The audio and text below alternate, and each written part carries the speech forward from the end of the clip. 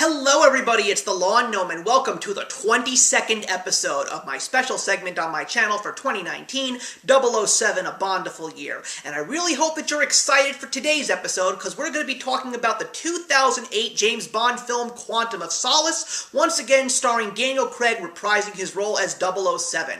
But what really makes this specific film very interesting is, while in the past we have seen some minor links of James Bond films, we never truly got a real direct sequel, and this time around we get the first, because what also is so interesting about the Daniel Craig era of James Bond films is that we really are getting one long story in 007's massive and epic adventures. So this film starts off on the highest of high notes that you possibly could imagine, even though it still doesn't seem like a complete Bond film, because we still don't have the intro, we still don't have the John Barry score at the beginning, and we still do not have the full James Bond family intact. We're still waiting on Moneypenny, and we're still waiting on Q, but Judi Dench does return as M, and believe me, it's a good thing that she does. We do, however, get a decent song in the opening credits with the duo of Jack White from the White Stripes and Alicia Keys,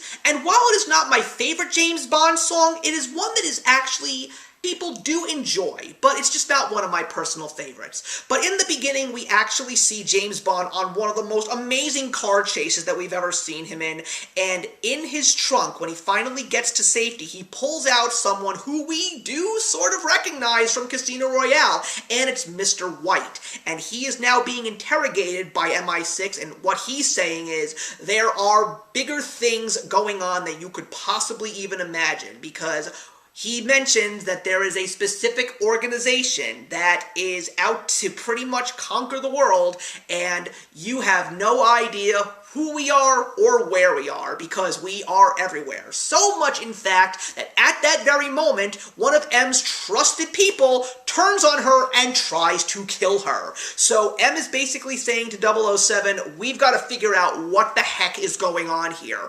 And it brings James Bond to Haiti because he uncovers that one of the big names that is connected to Mr. White is a philanthropist named Dominic Green. And he has a company that is trying to do good by the environment, and one of the ways that he does so is by buying massive amounts of land for the sake of doing his business's work. Although, it turns out that he's not necessarily doing that. He's actually buying up land, especially in third world countries, for the sake of taking over water supplies, because let's face it, when you're living in a third world country, water is probably one of your most precious assets, and you don't take it for granted. So if you control the water, you definitely have the power.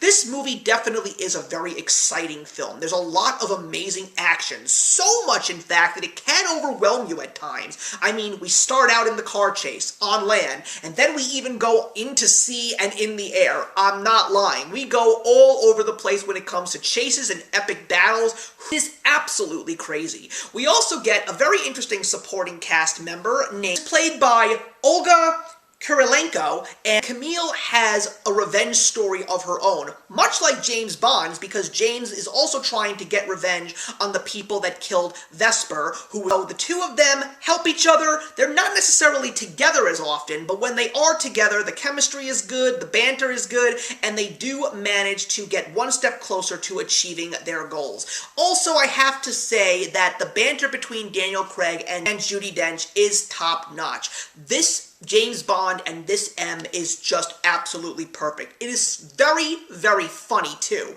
I love how James Bond pretty much has thrown everything out the window for the sake of just getting his revenge, even if it means killing every possible lead. It even gets to the point where she tries to bring him back by force to England to be debriefed, and Gemma Arterton, who is an actress that I haven't seen in years, glad to see her in this movie, plays Miss Fields, who has to try and bring him back to England, and of course, James Bond, being James Bond, does what he does best. So, this is all great, but I will say that it is not as strong as Casino Royale, and I think the reason is because you're just way too overwhelmed with the action, and because of the fact that you get so much action, you are very much distracted and you don't really get a plot that moves forward as much as we would like. I still say that it is a very enjoyable film. It is definitely a great follow-up to Casino Royale, but yeah, you're just gonna get very, very tired after you watch this movie, but you are gonna be happy with what you get at the very end of the film. I'm not gonna give it away because I definitely think that you should see it for yourself. It still is a very fun film, and of course a great time had by all. I am going to give Quantum of Solace a 3 stars out of 4. So thank you very much for watching, everybody. Please leave your comments in the box below, and let's discuss Quantum of Solace. And I'm looking forward to seeing you guys next month when we wrap up the year. A very Bondiful year. I will see you then.